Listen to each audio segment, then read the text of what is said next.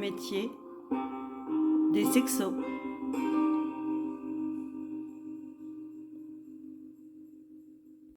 Bonjour, je m'appelle Pascal Skomski. Je suis sexologue depuis 2019. Et il y a quelque temps, j'ai eu plusieurs demandes de partage, d'interviews de la part d'étudiants qui voulaient comprendre c'était quoi mon métier.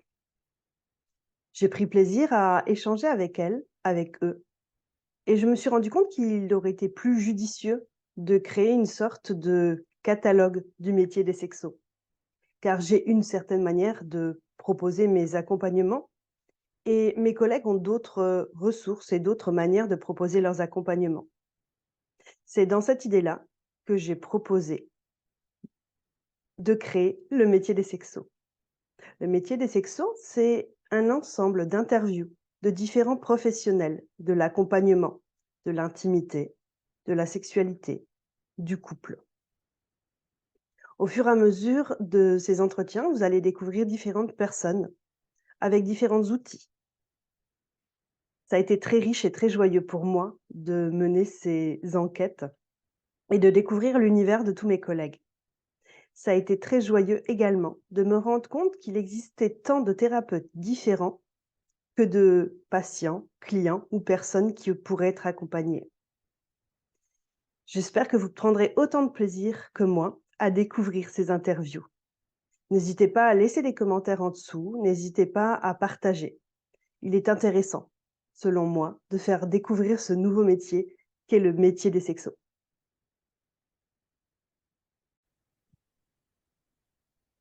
Merci beaucoup d'avoir accepté de prendre une demi-heure ensemble pour partager sur ce métier des sexos. Et tout d'abord, je voudrais te poser la question tout simple de comment tu t'appelles, avec ton nom, ton prénom et ta fonction professionnelle.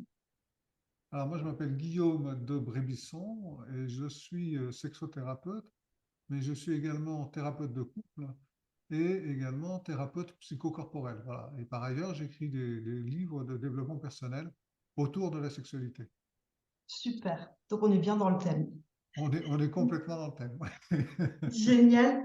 Quel a été ton parcours professionnel du coup avant d'avoir toutes ces casquettes-là? J'imagine que ça n'a pas commencé dès le départ euh, de cette manière-là.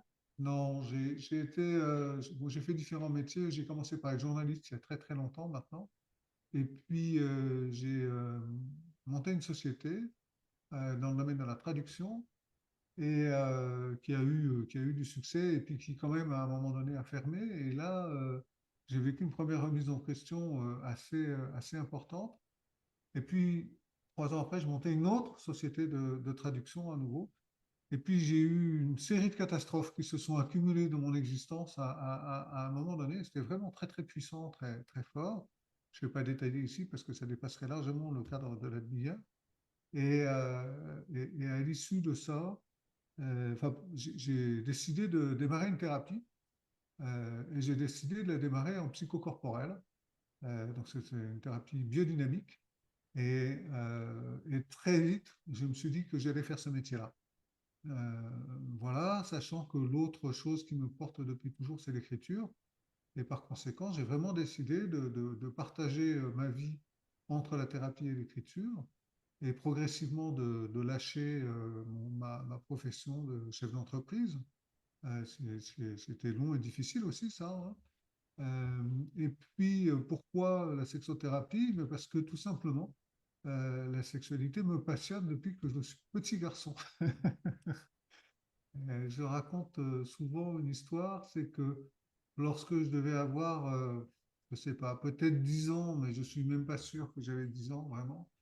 Et on avait une jeune fille qui s'occupait de nous à la maison quand les parents n'étaient pas là, qui venait nous chercher à l'école et qui s'appelait Micheline. Et Micheline, elle sortait le vendredi soir, le vendredi et le samedi soir, et toute sa semaine était organisée en fonction de ses soirées du vendredi et du samedi. Et elle allait au bal. Et moi, je lui disais, mais pourquoi tu vas au bal? Et elle m'a répondu, c'est pour faire l'amour. Et moi, faire l'amour, je trouvais ça mais génial, quoi. Ah bon, l'amour, on peut le faire. C'est magnifique. Ça m'a fait rêver complètement. Et après, j'ai dit à ma maman, je me rappelle que j'avais 10 ans, hein, donc j'ai dit à ma maman, Micheline, elle va faire l'amour au bal. Et ma maman me dit, on ne dit pas ça. Et alors là, moi, c'était la première double injonction paradoxale. Tu vois, faire l'amour, je trouvais ça génial, super beau et tout ça, mais il fallait pas le dire alors. Et je pense que de là a débuté une très grande curiosité en matière d'amour, de couple et de sexualité, quoi. Voilà. Et ce sont les sujets qui me portent le plus de nos jours maintenant, quoi. Voilà. Donc j'entends cette naïveté de l'enfance avec cette ouverture sur un champ qui a l'air tellement joyeux. Et puis aussi j'entends finalement le côté un enfant quand on lui dit non, eh ben ça donne encore plus et ça attise plus la curiosité et l'envie de vouloir comprendre. Et puis du coup ce travail personnel aussi qui a ouvert cette porte de finalement le développement personnel, la thérapie psychocorporelle, ça a du sens parce que tu l'as expérimenté et donc du coup, ça a validé des choses qui t'a donné envie de le développer, c'est ça? Oui, c'est exactement ça. Alors, quand j'étais à l'école de psychologie biodynamique, bon, j'y suis resté 8 ans, hein. J'ai fait le cursus en 5 ans et puis j'ai été assistant pendant 3 ans. Je me suis aussi plongé en même temps que mon épouse, que j'avais rencontrée à peu près à la même période. Je me suis aussi plongé dans le tantra. Donc, j'ai fait beaucoup de tantra, ce qui nous a permis tous les deux d'aller vraiment explorer la sexualité en couple. Et ce qui est à la fois une manière de réellement profondément renforcer son couple, hein, quand tout va bien, et également d'aller voir les limites et de se heurter à un certain nombre de difficultés, et donc d'approfondir la qualité de sa relation, mais en passant par des moments parfois un peu inconfortables, on va dire. Et, euh, et c'est donc, du coup, en sortant de cette formation initiale de 5 ans en thérapie biodynamique avec une forte coloration tantrique, puisque pendant ce temps-là, j'avais fait beaucoup de tantra, que j'ai décidé de m'engager vers une formation de sexothérapeute que j'ai faite à Indigo Formation, qui est l'école dirigée par Alain Héril, qui est un grand sexothérapeute contemporain. Euh, voilà, j'ai poursuivi ça avec une formation à la thérapie de couple suivant la méthode Imago, qui est une méthode qui vient des États-Unis, qui est incroyablement efficace. Et du coup, aujourd'hui, j'ai beaucoup de couples qui viennent me voir pour des questions de sexualité, tout simplement. C'est un peu ma couleur, quoi. Voilà. Super. Et du coup, actuellement, de quelle manière tu exerces? Est-ce que tu es à 100% dans ce métier-là? Et puis, voilà, de quelle manière, en fait, tu exerces? J'exerce en cabinet. Oui, je suis à 100% thérapeute. Enfin, je suis à 80% thérapeute et à 20% auteur, quoi, on va dire. Ok. Voilà. Hein. J'ai vraiment complètement lâché maintenant mon métier de chef d'entreprise. C'est un grand saut, hein.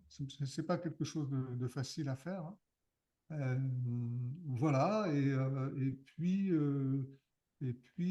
par ailleurs, je publie beaucoup de vidéos, euh, notamment sur la sexualité et sur le couple, hein, sur ma chaîne YouTube qui s'appelle l'Université de l'amour et que je co-anime avec mon épouse Sabrina. Voilà. Ouais, vous avez plein de contenus, c'est vraiment intéressant. Il y a beaucoup de contenu, ouais. Du coup, j'entends, voilà, c'est une richesse à la fois dans l'écriture pour pouvoir publier, dans l'accompagnement, du coup, ce que j'ai entendu, c'est individuel et de couple, c'est ça? C'est ça, tout à fait. Et finalement, dans donner du contenu aussi finalement au public pour faire circuler un peu la parole et donner des informations. Oui, c'est exactement ça. Il y a quelque chose qui me touche en matière de sexualité, c'est que finalement, euh, je voudrais dire une autre chose avant, c'est que lorsque je reçois des individus, c'est très souvent pour faire de l'accompagnement de victimes de violences sexuelles. Alors, les violences sexuelles, je voudrais tout de suite préciser que ce n'est pas de la sexualité, c'est de la violence. Mais il n'empêche que c'est de la violence qui envahit le champ de la sexualité quand même. Et je voudrais montrer que pour moi, la sexualité devrait être quelque chose de très joyeux et de très aimant. Et je suis vraiment touché et en fait ému de voir que ce n'est pas très souvent le cas. Il y a quand même beaucoup de personnes ou de couples qui sont qui sont parfois heureux en amour et vraiment malheureux sexuellement, quoi. Euh, et ces gens-là, tout simplement, j'ai envie de les aider, quoi. J'ai envie de les aider et de leur dire et de leur montrer, alors par les vidéos, par les livres et aussi en séance, euh, que c'est pas une fatalité, quoi, et que il existe une sexualité heureuse, il existe une sexualité épanouie, et il existe une sexualité épanouissante pour soi, pour l'autre et pour la relation. Et qu'en fait, bien souvent, ça repose sur des choses simples, parfois tellement simples qu'on a du mal à les croire. Mais c'est souvent tout bête, quoi. Et je suis un peu inquiet, on va dire, voilà, du fait qu'il y a une sorte de discours ambiant qui laisserait entendre que si on veut la sexualité, ben, on n'a qu'à aller sur Tinder, par exemple, voilà, là, on va en avoir, et que ça suffit comme ça, que c'est bien, quoi, voilà, on a comme ça, on a de la sexualité, c'est bon, et du coup, on n'a plus envie, puis quand on a à nouveau envie, on retourne sur Tinder, voilà. Bon, en fait, c'est pas ça du tout, la sexualité. Ça, c'est le McDo. C'est complètement autre chose. Ça, c'est de la consommation. Et cette consommation, elle sert les intérêts des gens qui sont propriétaires de Tinder, par exemple, ou d'autres réseaux, hein. Je tape sur Tinder, mais il y en a plein d'autres qui font la même chose. Euh, ça ne sert pas le développement et l'épanouissement de la personne, quoi. L'épanouissement de la personne se trouve dans une sexualité qui est ancrée dans l'amour et qui se déroule, alors évidemment, entre adultes consentants. Bon, je le redis, ça semble une évidence, mais en fait, je m'aperçois qu'il faut toujours le redire. Donc, voilà, entre adultes consentants, donc, tous les deux. Et puis avec infiniment de tendresse et sans obligation de résultat et en se donnant du temps. Donc, ça ne se fait pas en 3 minutes après le film et avant de dormir. Ça, c'est pas la sexualité épanouissante. C'est pas interdit, mais c'est pas ça qui épanouit la relation, quoi, voilà. Mais finalement, c'est pas très compliqué, hein. C'est juste revenir, c'est back to the basics. C'est revenir Aux à fondamentaux. l'essentiel, quoi. Du coup, ouais, je continue un petit peu le cheminement de mes questions. Et pour toi, quelles sont les compétences nécessaires pour être un bon professionnel? Écoute, pour être sexothérapeute, je pense que la première chose, c'est que d'abord, il me semble important d'aimer la sexualité. Parce que ça me semble vraiment fondamental. Euh, et de se l'avouer, quoi, de ne pas avoir honte d'aimer la sexualité. Hein, ça me semble la première chose. Et la deuxième chose qui me semble vraiment, vraiment importante, c'est d'être capable d'une très grande écoute avec infiniment de bienveillance. J'allais dire empathie, mais empathie, c'est un peu risqué comme terme parce que dans l'empathie, on entre dans le monde de l'autre et c'est pas forcément de ça qu'il s'agit. C'est vraiment recevoir avec bienveillance et repérer la souffrance dans le discours de la personne qui vient. Je pense que c'est ça. Après, il y a des trucs techniques à savoir, mais ça, toutes les écoles de sexothérapie les enseignent, donc c'est pas un problème, quoi. Je crois que c'est vraiment les deux Ces deux qualités. bases-là qui, du coup, Ouais, pour toi, sont importantes. ouais. Oui, oui, tout à fait. Tu parlais justement de Tinder, mais voilà, sur Internet, il y a de plus en plus de connaissances sur la sexualité, sur la vie intime, sur comment bien faire couple. Et des fois, ces connaissances, elles sont très opposées. Et des fois, voilà, on peut trouver vraiment toutes les infos contradictoires sur Internet ou dans les livres. Comment, toi, tu fais la part des choses? Ça, c'est une première partie de la question. Et comment tu accompagnes les gens qui viennent te consulter également à pouvoir faire la part des choses entre toutes ces informations qui sont véhiculées? Alors, oui, il y a beaucoup d'informations. On pourrait penser même qu'il y en a un peu trop, c'est possible. Je pense il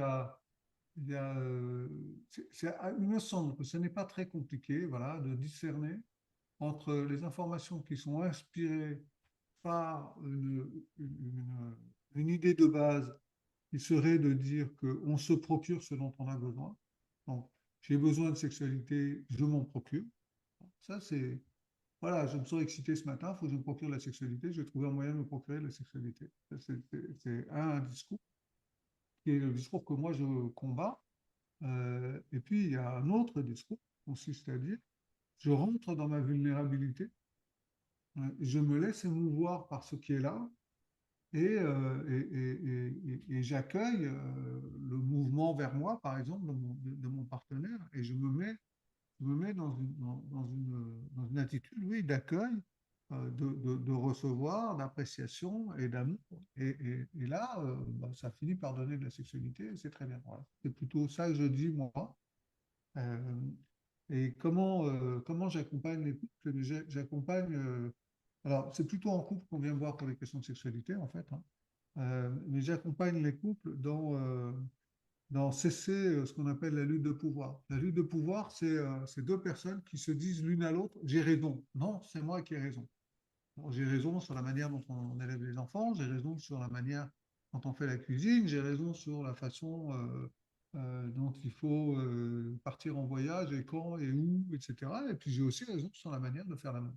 Ce j'ai raison là, c'est terrible parce que c'est la négation de l'autre. Donc, quand on arrive à sortir de la lutte de pouvoir et à se mettre chacun à l'écoute de l'autre, on entre dans une attitude qui est propice à revoir les règles du jeu de la sexualité au sein de la relation. C'est-à-dire que c'est plus j'ai envie de sexe, donc tu dois venir avec moi me le procurer. Voilà. C'est je me mets à ton écoute pour savoir quel est ton désir à toi. Et, et, et aujourd'hui, on va dans la direction de ton désir et demain, on ira dans celle du mien. C'est, voilà. J'espère que ça répond à ta question, mais je ne suis pas sûr. Oui, oui, mais en fait, du coup, ce que j'entends, c'est à la fois être aligné avec ses valeurs, ses besoins à soi, mais d'être dans une ouverture du cœur pour être dans cette relation à l'autre et du coup, de pas être dans un truc très figé ou très étouffé, mais de pouvoir élargir un petit peu en disant, bah, il y a peut-être des choses que je dois découvrir et c'est tant mieux, et puis il y a peut-être des choses que j'ai envie de partager et c'est aussi tant mieux. Oui, c'est ça. C'est exactement ça. C'est-à-dire qu'en fait, dire un secret, quelque chose que finalement on ne dit pas assez. La sexualité, c'est relationnel.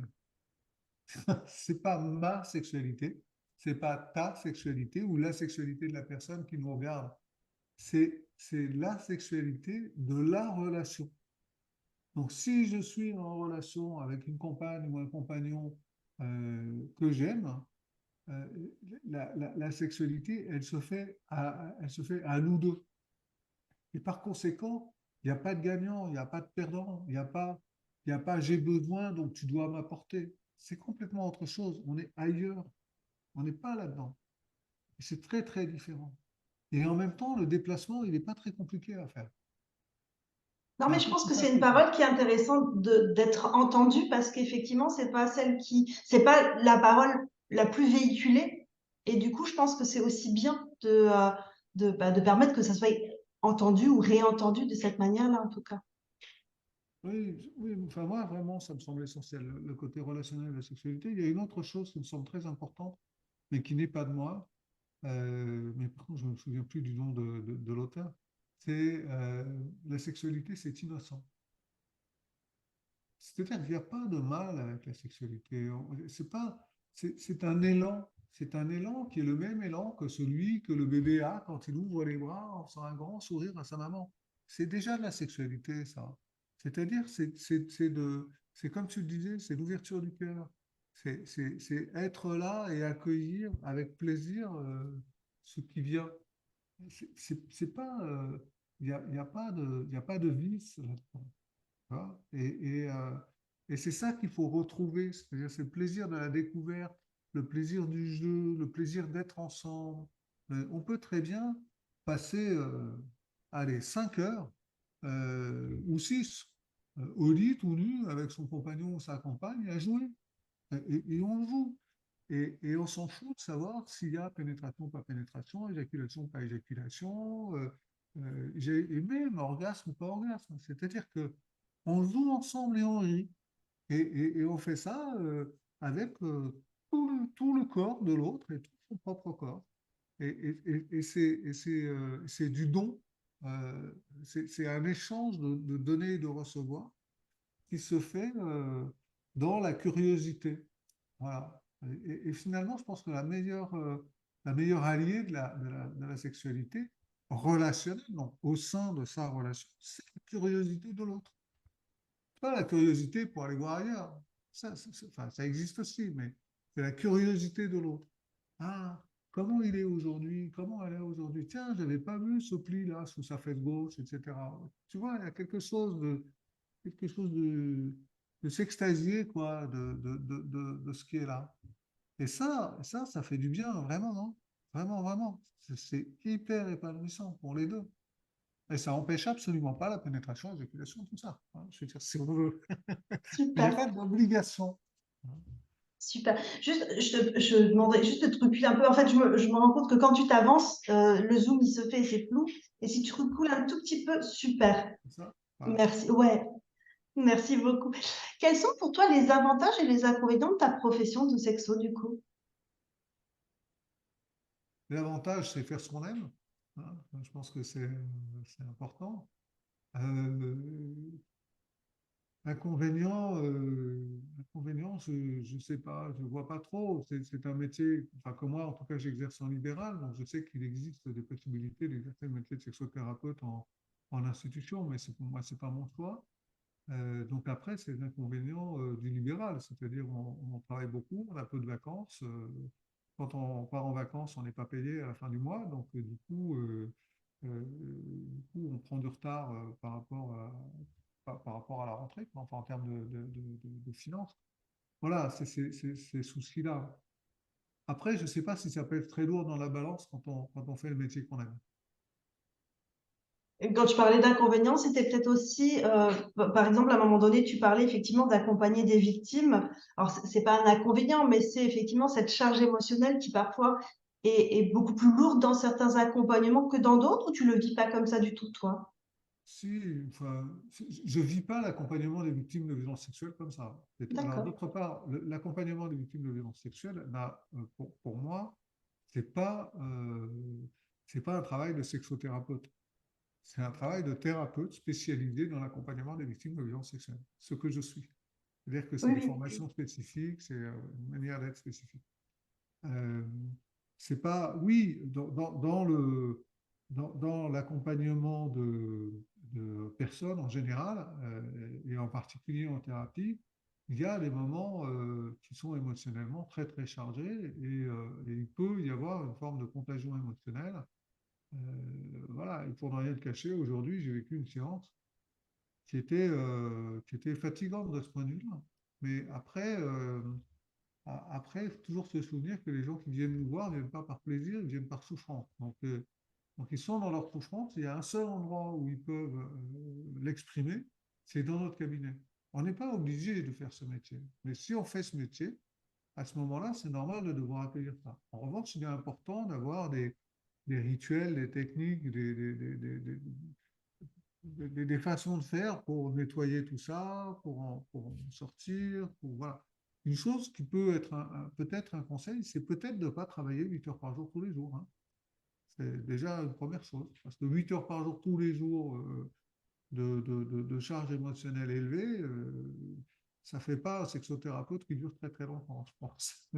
Mais ce que j'entends aussi dans les compétences, c'est au-delà de la qualité relationnelle à l'autre, c'est aussi de comment je prends soin de moi pour être bien positionnée dans cette relation-là, en fait.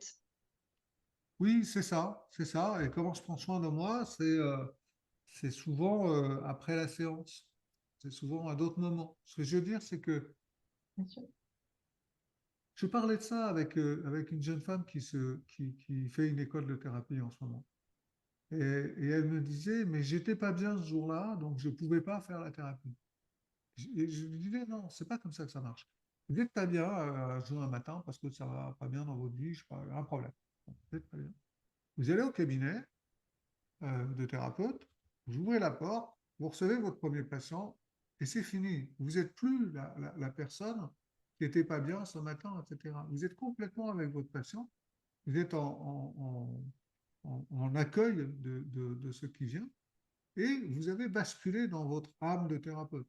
Et puis, à la fin de la journée ou de la matinée, ou je ne sais pas quand, vous allez fermer la porte, vous allez rentrer chez vous ou aller déjeuner dehors, enfin, j'en sais rien.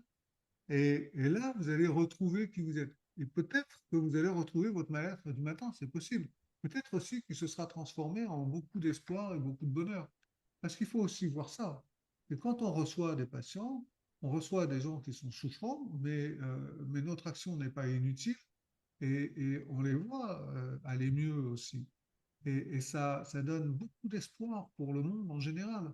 Ça rend très heureux ce métier. Il y a des moments très douloureux, mais ça rend quand même globalement très heureux de voir les gens dont la vie reprend sens, quoi. Ça, c'est quand même essentiel. Super, du coup, tu as déjà anticipé un peu mon avant-dernière question, qui était quels sont les conseils du coup que tu peux donner à un étudiant ou à un professionnel qui voudrait se reconvertir dans ce domaine? Donc, j'ai entendu déjà avoir des formations euh, qui sont correctes pour pouvoir comprendre ce qui s'y passe, de savoir aussi se positionner de manière correctement aussi en tant qu'accompagnant. Est-ce qu'il y aurait d'autres conseils que tu as comme ça en tête pour Je pense que la première chose, et merci de me donner l'occasion d'en parler, la première chose, c'est de travailler sur soi. Et travailler sur soi, ça prend pas 5 minutes, trois quarts.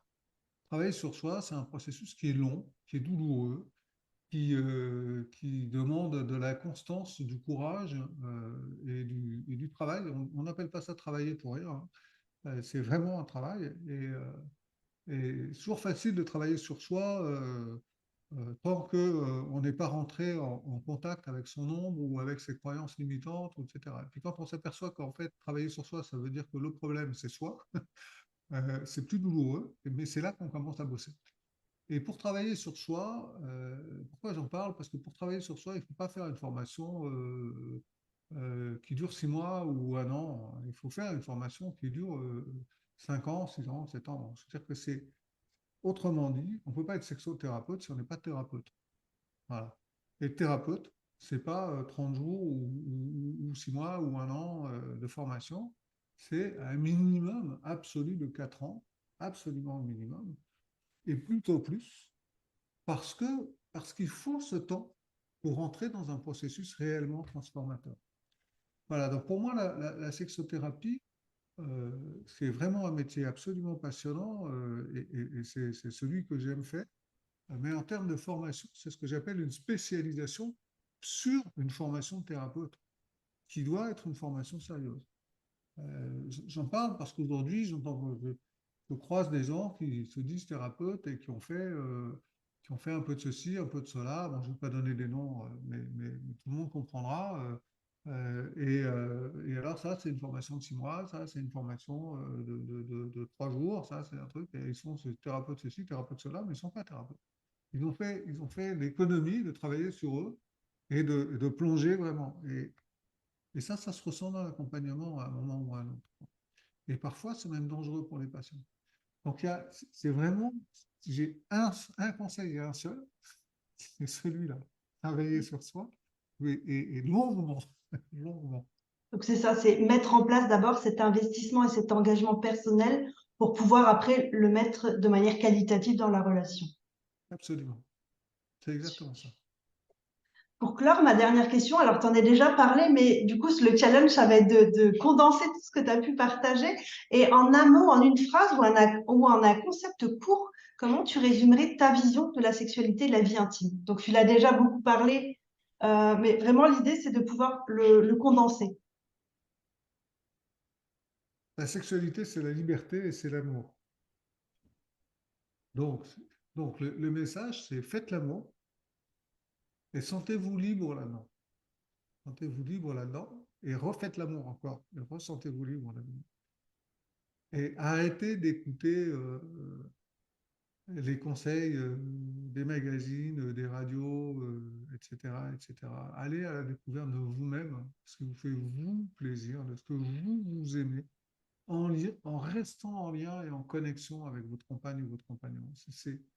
C'est la relation qui est prioritaire. La sexualité, c'est une conséquence de la relation. Voilà, j'ai essayé d'être court là. Super, ah oui, merci beaucoup, c'est hyper concret en même temps. Est-ce que tu aurais une dernière chose à rajouter? Euh, crois qu'il faut rester simple en matière de sexualité. Voilà. Juste rester simple et se dire aussi que c'est tout à fait normal et tout à fait OK d'avoir des envies, des désirs, éventuellement de souhaiter aller voir ailleurs, etc. Mais que finalement, à la fin du fin, la sexualité, c'est la relation. Et que donc, de la même façon qu'il faut travailler sur soi pour devenir sexothérapeute, si on veut avoir une belle sexualité, il faut travailler sur sa relation. Super, Voilà. merci. Merci beaucoup pour tout ce partage.